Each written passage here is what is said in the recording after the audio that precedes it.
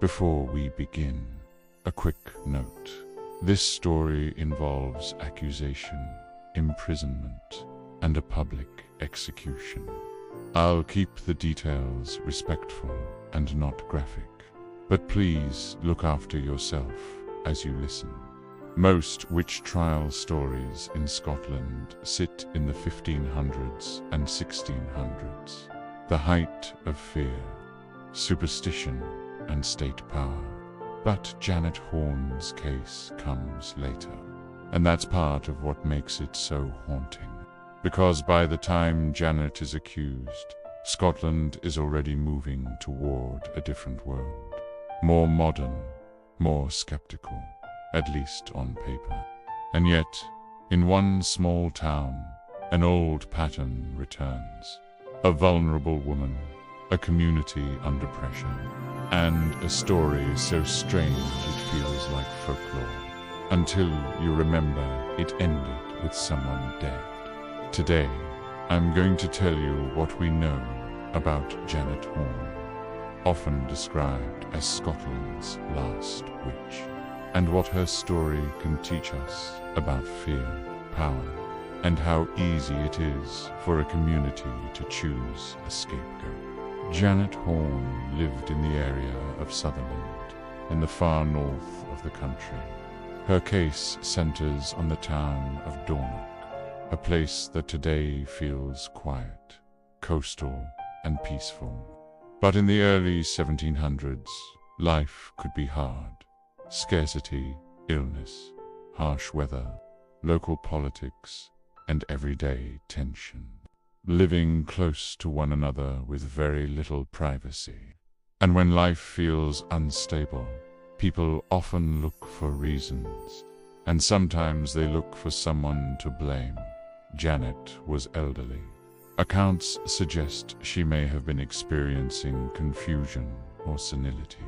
She lived with her daughter, who had a physical difference, described in later retellings as a deformity affecting her hands and feet.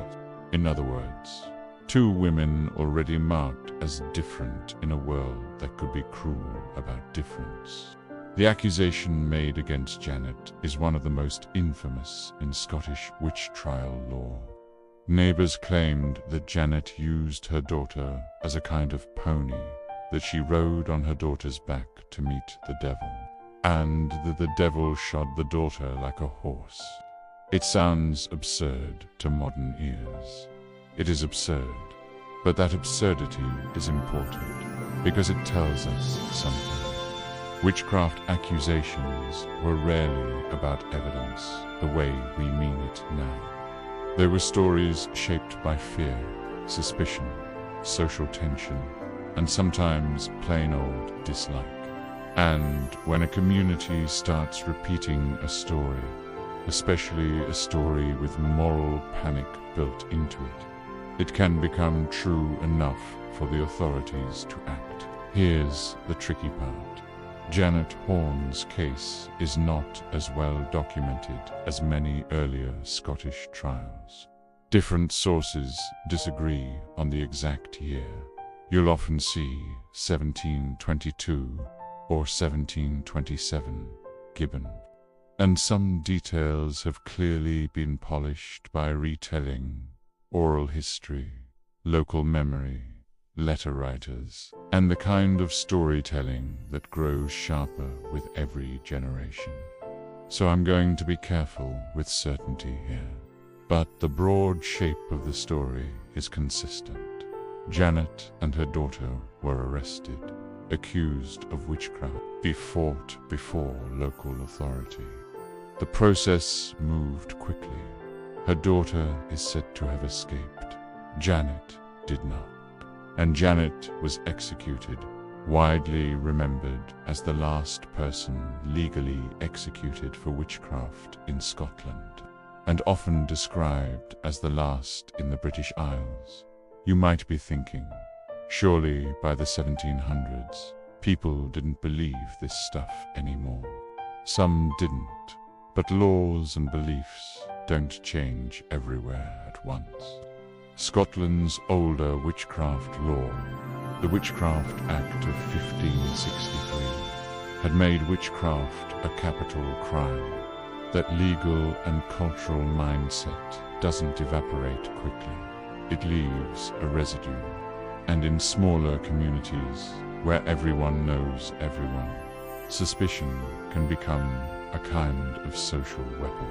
Also, it's worth remembering, witch trials weren't just about superstition. They were about power. Who is seen as respectable? Who is seen as other? Who has friends in high places? Who is poor, old, sick, inconvenient, or simply disliked? Janet and her daughter were an easy target. So when panic rises, whether from hardship, gossip, or local conflict, the same old mechanism clicks into place. Pick someone, tell a story about them, repeat it until it feels real. Then punish them for the good of the community. Janet's death is remembered as brutal and public. I won't dwell on the worst details, but the point is that this was not a private, quiet end. It was a spectacle, a warning, not just to Janet, but to anyone who might be seen as too different, too difficult, or too outside the norm. And today, there's a marker associated with her, often called the Witch's Stone, a small, physical reminder that a human being was killed here because a community and its authorities chose to believe a story, instead of protecting someone vulnerable. When people visit these places, I think it's worth holding two truths at once.